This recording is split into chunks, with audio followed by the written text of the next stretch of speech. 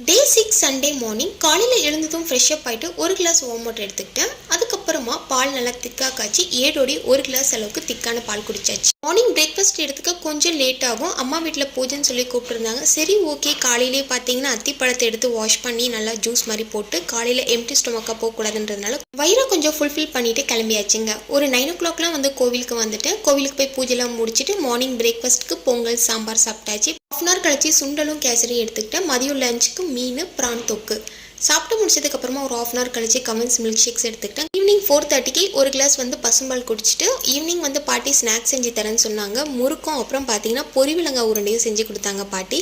எனக்கு ஆக்சுவலாக முறுக்குன்னா ரொம்ப பிடிக்கும். அதுவும் வீட்டில் செஞ்சால் ரொம்ப சூப்பராகவே இருக்கும். எங்கள் பாட்டியோட ஸ்பெஷல்னே சொல்வேன்.